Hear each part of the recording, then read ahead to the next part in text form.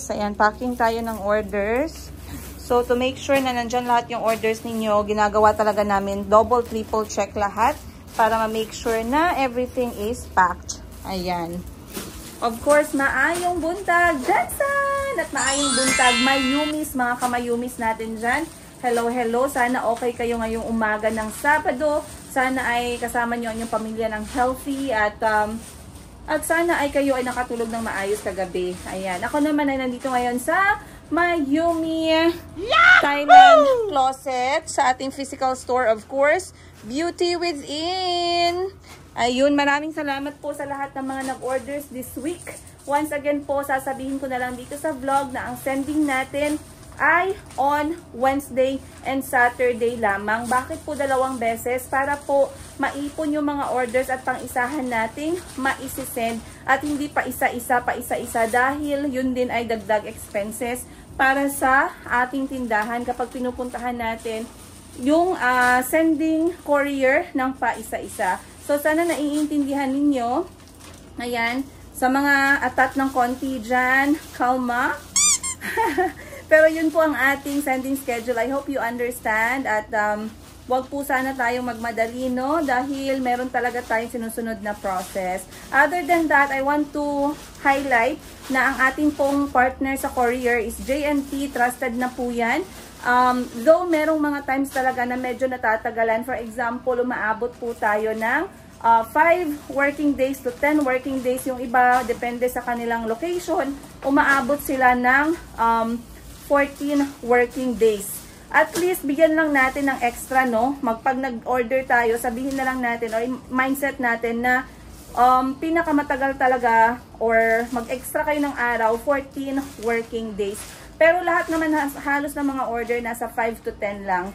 Ayan, another thing ngayon guys, meron tayong bago. Dumating ang ating Bangkok, Thailand beauty products fresh from, of course, the Land of Smile. So, ito ay mga bestseller at widely used beauty products sa Thailand. Ito ay legit, hindi po ito Shopee, hindi po ito China. Ito ay Bangkok, Thailand. S88 para po sa kilikili, alada, sabon at lotion. Partner po yan para sa skin. Sa mga gusto naman ng kanilang SPF 50 na lotion sa umaga, ito ang ating Flawless Glow. Meron din tayong Overnight Radiance Repair. Of course, these are authentic, legit Vaseline brand from Bangkok, Thailand. As you can see guys, naka-Bangkok, naka-Thai po tayo dito. Alright, meron din tayong Snail Whitening Body Lotion and it's also a moisturizer. So sa mga naghahanap ng kanilang lotion dyan, na gusto niyo talaga makita yung work niya at yung kanyang result, dito tayo sa Thailand Beauty Products. Meron din tayo ditong Gluta Collagen. Ito naman ay iniinom siya. Meron siyang sachet sa loob, as you can see. I believe this is 20 sachets.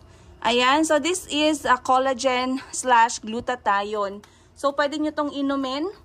Parang yung kanyang flavor ay berry. Mixed berry. Meron lang tayong limited stocks. So, paunahan lang po tayo sa mga may gusto.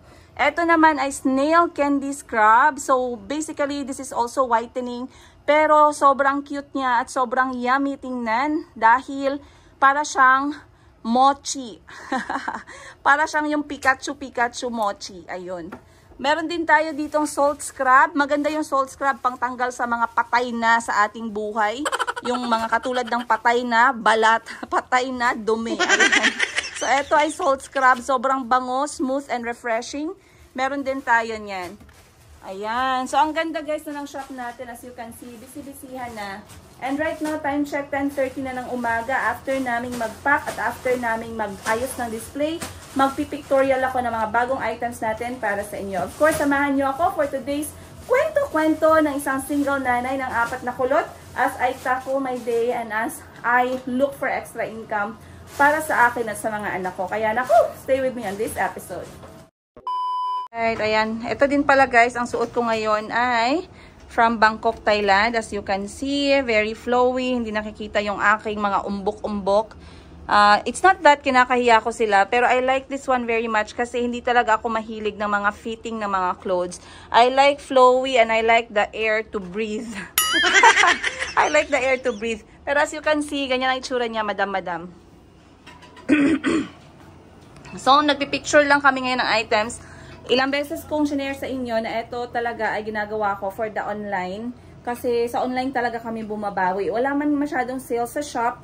Alam naman natin yan, lalo na yung location natin ay hindi naman kabisihan. Though meron talagang mga pumupunta, maraming salamat by the way. Pero dapat talagang marunong tayong mag-maintain ng ating Facebook page kapag tayo ay nagbebenta-benta. Hindi lamang sa boutique, kundi kahit yung ibang mga business. 12 na at kakaalis ko lang sa tindahan. Ako'y nagpabili sa aking kapatid nitong utensil set na merong case kasi minsan kumakain ako sa shop, walang kutsara, ano lang, plastic, napuputol. So sabi ko, mas maigi na meron akong bitbit na sariling utensil. So sa Miniso meron sila. Ano ba to?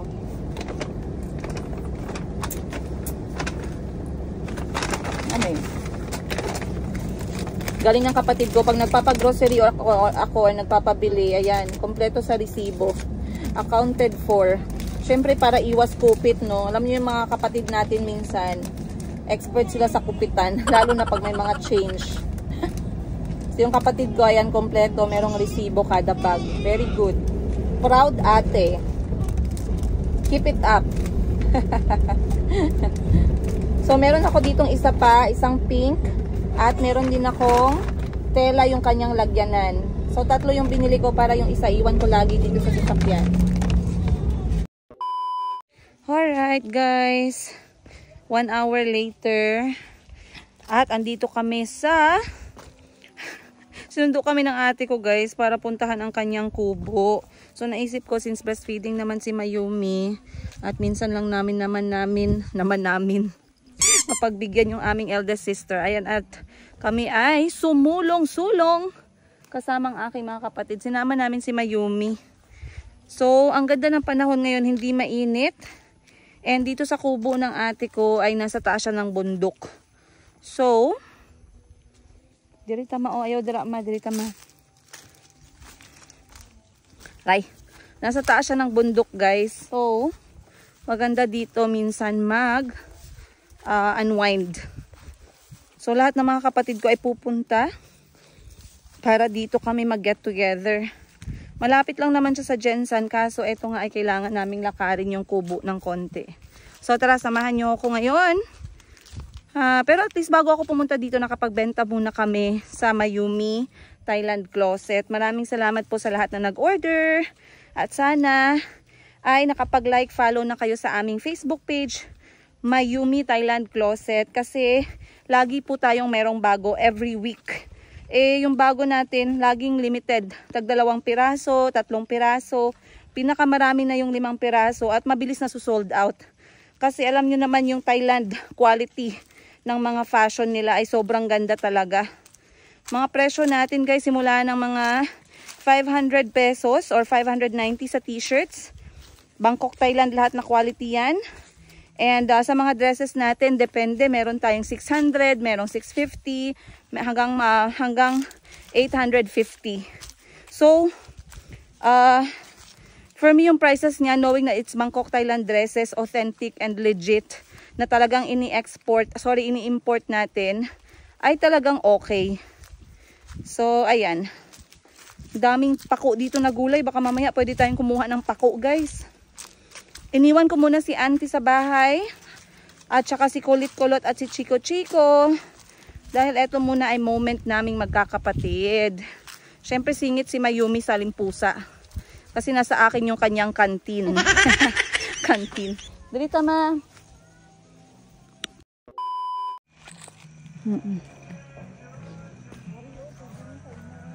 Ito nga. Okay. Really? Ayan ang kubo ng ate ko guys. So malapit lang siya, mga 5 minutes lang. Even 3 minutes kaya. Kaso magdahan-dahan lang tayo dahil merong mga morning pako ma. Hinay lang ma. Alright.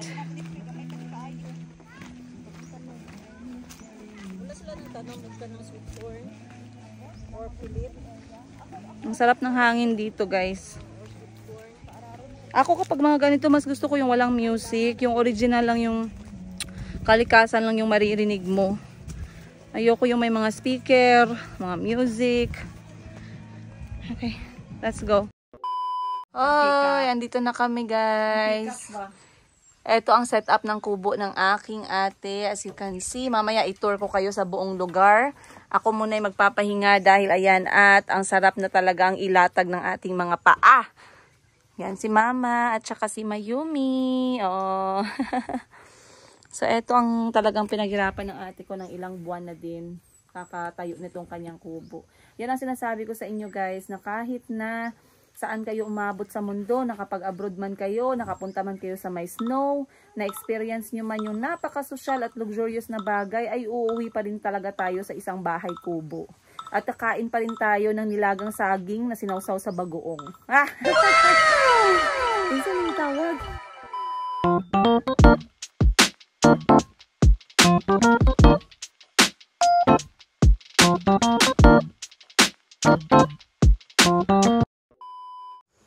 Wow.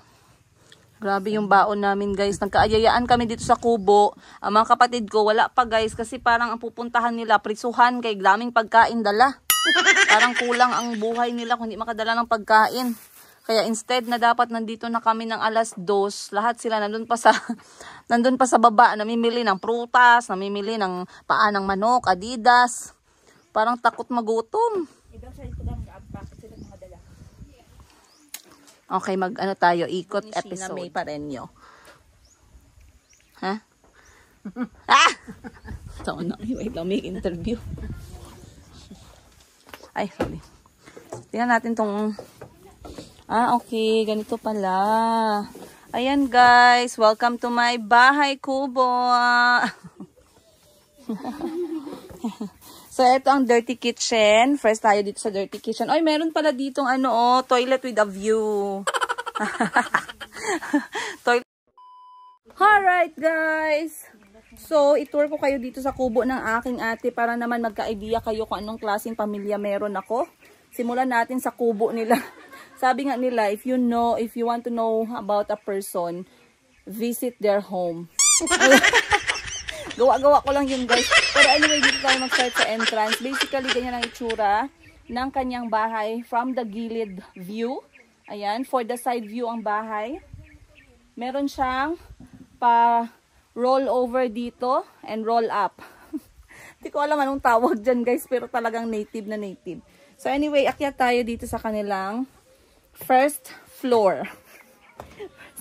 Dito na side nagpagawa yung ate ko ng kanyang kawayan. So, ganito siya. Baliktarin natin ang camera. Oh, basically, ang laki ng kanyang living room. Actually, guys, pinagawa niya yan. Hindi para living room. Alam niya na matutulog kami sa kwarto niya. So, nagpagawa siya ng ganito para hindi namin siya madisturbo. Ito yung space namin, guys, pag natulog kami. Magbanig lang. Process pa rin yung pagsiset up ng kubo, guys. Meron siya ditong fake na plant. Kasi yung ate ko mahilig siya sa mga fake na tao. Ayan, dito tayo sa kanyang kubo. Hindi pa tapos to. Gagawan pa to ng beautification at saka lalagyan niya pa yan ng interior. Pero that's how it looks right now. And dito, finex niya ang kanyang Thailand na painting. Ay, hindi siya. Yes, this is painting from Thailand. Peacock. Ang sobrang lapad ng space. Oh. Meron pa siyang pa-windy effect. Korean drama curtain. Tapos bumili din siya nito. Lagayan ng manok. Ay, di pa. Ano pala gagawin niya dito, guys? Decoration pala to. Akala ko dito yung nilalagay yung manok. Iba pala yun. Ang daming nalalaman ng ate ko, ah. Punta tayo dito sa kabila. So, dito is meron siyang pabintana sa kanyang master's bedroom na siya lang yung magkasya. Dito na ang kanyang dirty kitchen. Ayan, doble-doble yung mga binili. Hindi lang yan, guys. Marami pa silang binili kanina. Merong bato-bato sa langit. Pag natamaan, huwag magalit. Na tinapay. At sobrang bato talaga. Tikman natin yung bato dito. Ito yung bato na tinapay, guys. Na pag binato ka nito, Talagang magagalit ka kasi oh. Matigas. Matigas. Masarap naman.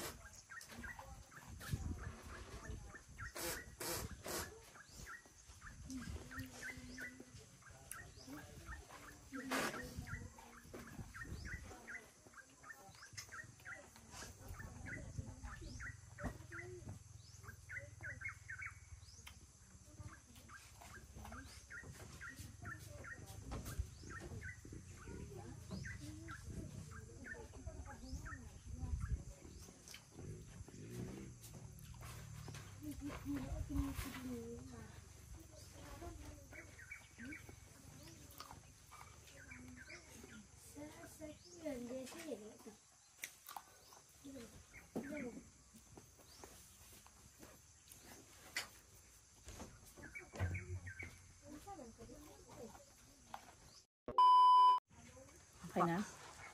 Alright guys, time check natin ngayon. Alas 3 na. Dahil nauna kami dito, kami na yung nakaubos ng pagkain.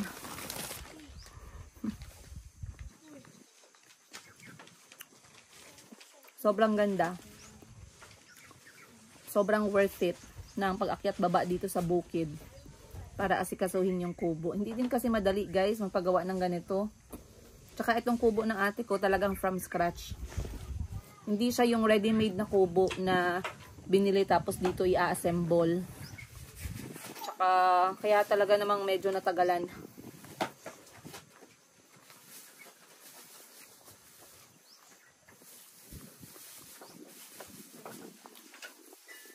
Ganda ng hangin.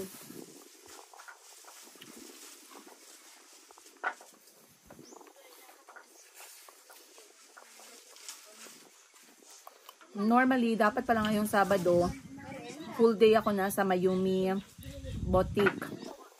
Kaso nga, nagkaayayaan. So, iniwan ko muna yung tindahan. Nandun lang ako kanina ng 2 oras. Pero, sobrang productive pa din talaga. Kasi ang daming nag-message, ang daming nag-order. At talagang nag-uunahan sila guys. Kada upload ko, nag-uunahan sa dresses. Kasi talagang limited stocks lang.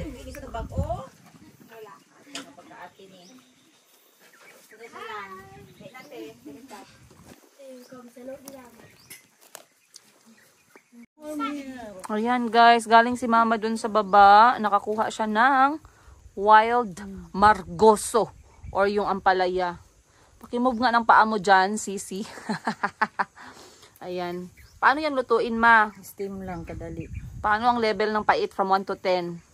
Kasi knowing ampalaya, mapait talaga. Plus native pa yan. Parang native na manok. Kung masarap yung manok, mas masarap yung native.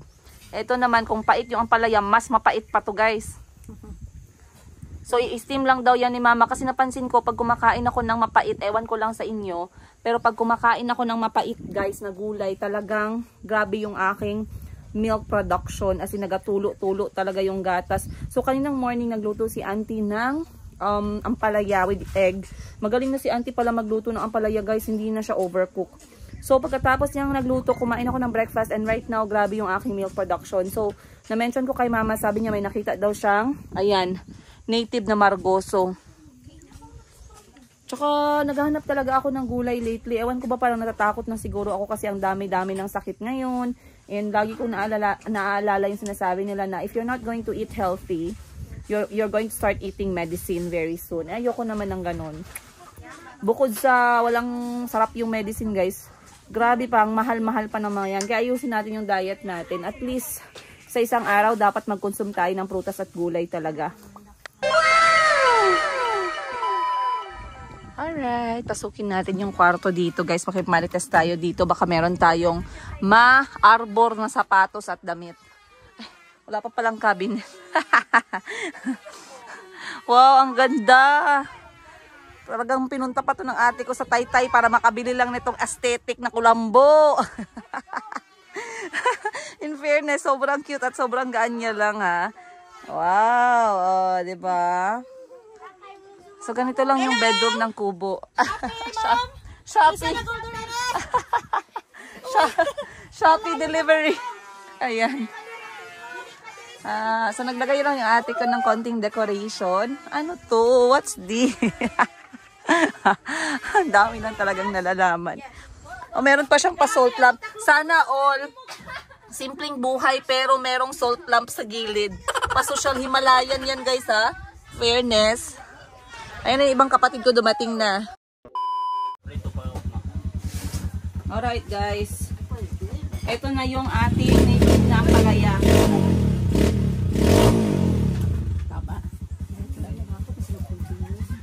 Niluto na ni Mama ang native na ampalaya guys. As you can see, ito lang yung ulam namin. Ayan. Habang nagsasaya yung iba na busog na, dito kami ni Mama. Meron kaming kanin. Ayan. Meron kaming native na margoso. Ampalaya, sobra. Kung mapait yung ampalaya, times 5 pa to guys. Sabi na mapait yan. Tsaka bagoong. So sabi ko kay Mama, sabayan niya ako magkain kasi importante sa katawan ni Mama merong mapait na green.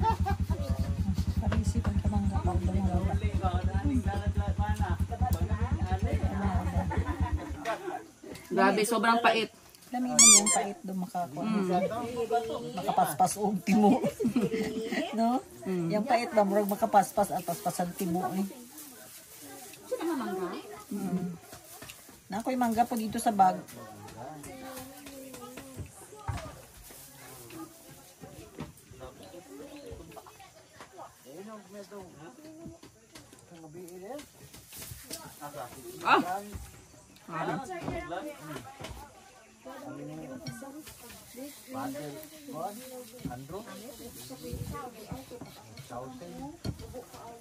Pakonti-konti lang kasi sobrang Kapingan lang, sobrang pait.